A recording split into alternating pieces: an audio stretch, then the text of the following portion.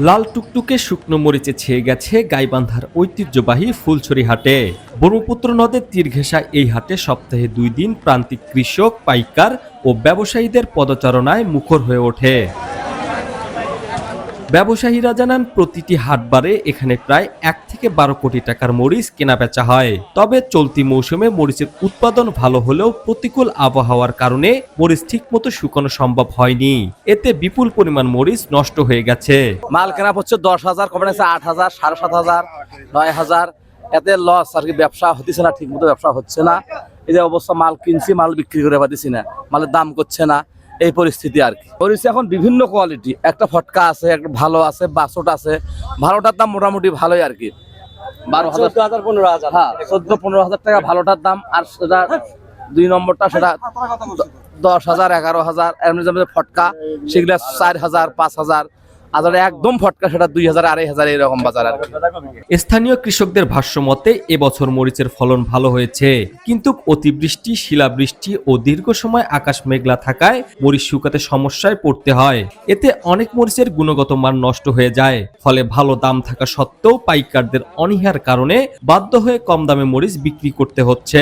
আমার তো এবার লসই, তার কারণ বৃষ্টির কারণে তো আমি মরিচ এবার তো তেমন একটা শুকাইবার পারি নেই। সব ভালো মরিচ ফটকা হয়ে গেছে না, তার কারণ অতিরিক্ত বৃষ্টি ছিল। তার কারণ মরিচটা ঢাকার পরে মরিচ, ভালো মরিচটা সাদা হয়ে গেছে। 4,000 টাকার উপর দাম পড়ে। এই মরিচ আগে ছিল 14,000 টাকা, কিন্তু মরিচ এই সাদা হওয়ার কারণে মরিচ হয়েছে আমার তোমার 5,000, 4,000 টাকা মন। একজন কৃষক প্রতি বিঘা জমিতে গড়ে 10 থেকে 12 মণ শুকনো মরিচ উৎপাদন করেন। এবছর উৎপাদন ও সরবরাহ বেশি হওয়ায় প্রতি মণ শুকনো মরিচ 7 থেকে 12,000 টাকায় বিক্রি করছেন। মরিচ আমরা চর থেকে নিচ্ছি, মরিচ ভালো দামে আছে, যদি একটু কমিয়ে সেটা একটু কম, মোটামুটি ভালো আর কি। ফটকাটা 5.5, 6, 7, 8, 15 চলে। আর ভাড়াটা 13-14, 12। মাল না নেওয়ার কারণে মানে আমরা যে মাল নিয়ে আসতেছি বেচতে পারতেছি না, বর্তমানে ব্যাপারই নেই, বাজার খুব কম। গ্রামে মনে করেন যে মালটা হলো 13,000, এখানে সেই মালটা বলে 11, 11.5। প্রান্তিক কৃষকদের অভিযোগ, তাদের উৎপাদিত মরিচ কয়েক দফা হাত বদল হয়ে শেষ পর্যন্ত বিভিন্ন কোম্পানির কাছে পৌঁছায়। এতে মধ্যস্বত্বভোগীরা লাভবান হলেও কৃষকরা ন্যায্য মূল্য থেকে বঞ্চিত হন। তারা বলেন, কোম্পানিগুলো যদি সরাসরি কৃষকদের কাছ থেকে মরিচ কেনার ব্যবস্থা করত, তাহলে তারা আরো ভালো দাম পেতেন।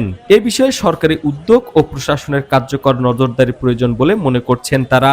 মরিচ মনে করেন আমরা বিক্রি করি, আমাদের মাপতি গেলার টাকা দানা 80 টাকা, যদি মাইফে নিয়ে আসি তারপরেও ফেরা এখানে মহা লাগে 80 টাকা দানা। ফেরা মন করা আবার মনে করেন 1 কেজি করে নেয়।